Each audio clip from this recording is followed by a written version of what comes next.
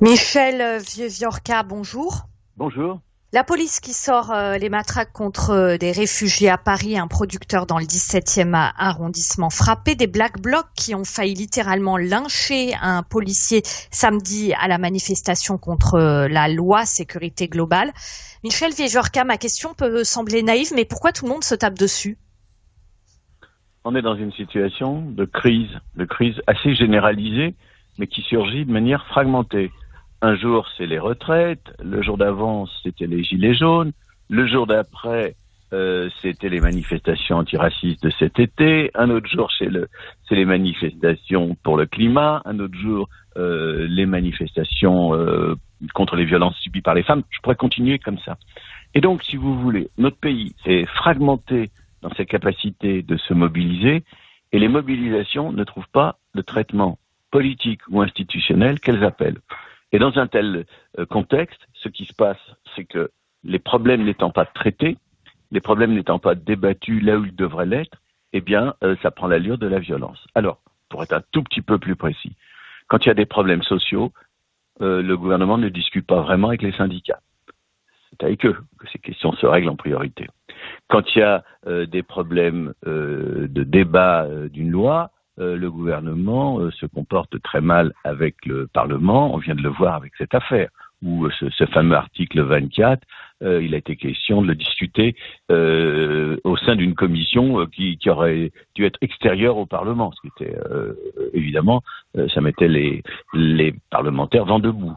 Lorsqu'il y a des problèmes qui concernent la gestion municipale, les cafés, les bars, les restaurants, etc., le gouvernement fait semblant de discuter avec les élus locaux, mais en fait ne le fait pas, etc. Et donc, sans charger trop le gouvernement, il n'est évidemment pas le seul responsable, il n'a pas fait ce qu'il fallait pour redonner vie aux médiations dont nous avons besoin. Nous avons besoin de médiation, Oui. Excusez-moi. Oui, Voilà, Michel c'était un peu long, mais Viorca, vous venez d'évoquer effectivement différents problèmes et parfois effectivement la neutralisation par l'autorité ou le gouvernement des élus. Mais vous avez aussi évoqué quelque chose qui est normal. Une société oppose différents points de vue, différents intérêts. C'est même indispensable à la démocratie. Alors, comment ça se fait que ça fonctionne pas ? Alors, ça ne se fonctionne pas parce que il me semble que notre système politique et notre système institutionnel est inadapté. Nous avons besoin de grands changements. Nous avons besoin que se reconstruisent des lieux de débat, des lieux où sont traités vraiment les problèmes. Nous avons besoin de réhabiliter le Parlement. Et donc, si vous voulez, je vais le dire autrement, on est dans une crise à la fois sociale, politique et institutionnelle. Et quand une crise ne se règle pas par du débat et par excusez mon jargon, de l'institutionnalisation du conflit, eh bien, les choses prennent un tour violent. Alors, il faut ajouter autre chose. Je pense qu'on sous-estime ce qui est une réalité depuis maintenant plusieurs années, qui est qu'aujourd'hui, les citoyens ne peuvent pas manifester en nombre de façon pacifique sans que les manifestations soient pourries par le comportement des Black Blocs. Alors, dans certains cas, les manifestations, comment dirais-je, sont ambivalentes vis-à-vis de cette violence. C'était le cas des Gilets jaunes. Les Gilets jaunes n'étaient pas violents, mais après tout, les Black Blocs les ont fait connaître, on a parlé d'eux tous les samedis, et donc ça les servait un peu. Mais là, la dernière manifestation, les gens ne voulaient pas Black Blocs. C'était une manifestation qui n'était pas pour la violence, une manifestation pour la démocratie, pour la liberté d'expression en particulier. Et donc, si vous voulez, il y a vraiment un problème Black Bloc dans notre pays, et ce problème est aussi un problème de répression. Comment se fait-il que dans un pays comme le nôtre, nous ne soyons pas capables de régler une question comme celle-ci? Voilà aussi un aspect du problème. Ça, c'est un aspect du problème, mais comment est-ce qu'on en revient à une confrontation utile?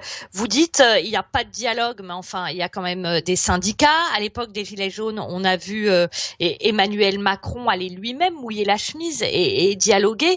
Donc il y a quand même un blocage quelque part parce que il y a quand même encore du dialogue en France, non? Alors, je ne dis pas que les gens ne parlent pas, je dirais même que les gens bavardent beaucoup. Il suffit d'ouvrir les télévisions en ligne les chaînes d'information en ligne pour voir que ça bavarde à longueur de journée. Donc il y a pas de problème de ce point de vue-là. Nous sommes un pays où les gens aiment beaucoup discuter, mais il n'y a pas de dialogue au sens où il n'y a pas des négociations qui arrivent à des compromis, qui arrivent à des accords. Et je crois que l'idée que tout se joue entre le chef de l'État, comme que vous venez d'évoquer, et le reste de la société, c'est une idée qui ne peut pas durer. C'est une idée intenable. Cela veut dire que le chef de l'État doit tout faire. L'exemple que vous donnez est très intéressant. Le chef de l'État a voulu discuter pour régler le problème des Gilets jaunes. C'était très intelligent d'organiser un débat. Simplement, il n'a pas débattu avec les Gilets jaunes, peut-être un petit peu de son fait, et beaucoup en tout cas du fait des Gilets jaunes, qui ne se sentaient pas du tout l'envie de discuter de cette manière-là. Et donc, nous sommes, si vous voulez, dans un moment où nous manquons des lieux où véritablement les problèmes peuvent être traités politiquement, véritablement. Les syndicats, dans l'ensemble, ils ont été tenus à l'écart par ce pouvoir. Les maires, comme je viens de vous le dire, le Parlement à certains égards. Et donc, c'est tout ceci dont je pense que nous devons, à quoi je pense que nous devons réfléchir. Il faut reconstruire des médiations. Il faut redonner vie aux corps intermédiaires.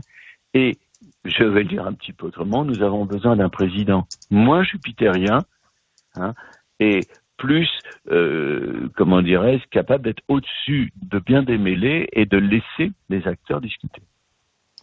Michel Wiewiórka, vous évoquez le problème par rapport à ces fameux corps intermédiaires, pour dire plus simplement les associations, les syndicats, etc. Est-ce que ce problème de dialogue avec les corps intermédiaires est favorisé par un contexte politique français, mais aussi en dehors de la France, parce qu'il y a beaucoup de pays dans le monde actuellement, notamment les États-Unis ou des démocraties dites illibérales, où ces corps intermédiaires ne sont pas respectés. Est-ce que ça joue? Alors, je pense que nous vivons partout dans le monde, ou presque, une crise de la représentation politique. Je ne parle pas des associations, je parle de la représentation politique. Ça, partout, gauche-droite, c'est devenu assez problématique. On a de l'extrême droite, on n'a plus de gauche très souvent, mais tout n'est pas totalement négatif. Et donc, le problème, c'est que si vous prenez les États-Unis, vous savez, il se passe énormément de choses. Il y a un renouveau de la société.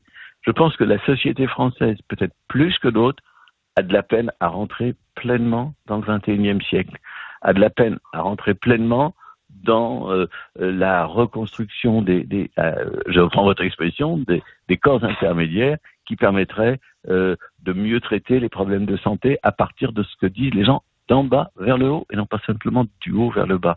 La santé, l'éducation, moi je suis stupéfait de voir à quel point on entend bien peu, les voix des enseignants, les voix des parents d'élèves, on les entend un peu bien sûr, mais très peu.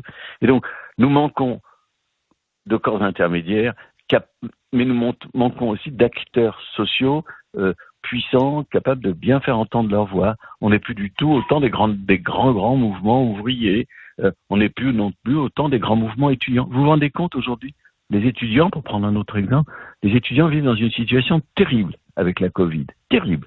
Tous les gens qui connaissent un peu le monde universitaire le constatent. On ne les entend pas. Alors vous me direz, évidemment, c'est pas facile de manifester, mais quand même, on est loin du mouvement de 68. Et donc, je suis pas du tout dans la nostalgie des grandes luttes du passé. C'est ce que j'allais vous dire. J'allais vous demander si vous étiez nostalgique, justement. Oh, c'était pas mal. 68, c'était pas mal. Mais oublions ça. Ce que je veux dire, c'est que notre société n'est pas capable de construire encore, je dis bien encore, les grandes contestations qui animeront le débat demain. Premièrement. Deuxièmement, elle n'a pas la capacité de voir les corps intermédiaires fonctionner. Et tout ceci fabrique une situation qui est celle dont nous parlons finalement, qui est une situation où de quoi nous discutons finalement, des flics et des Black Blocs.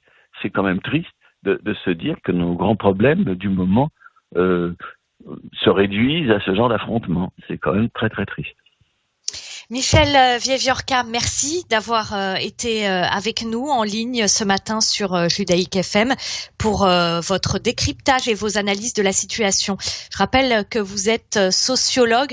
Votre dernier ouvrage, Le conflit sans la violence, un vaste programme, est paru aux éditions Textuelles. Merci, bonne journée. Bonne journée.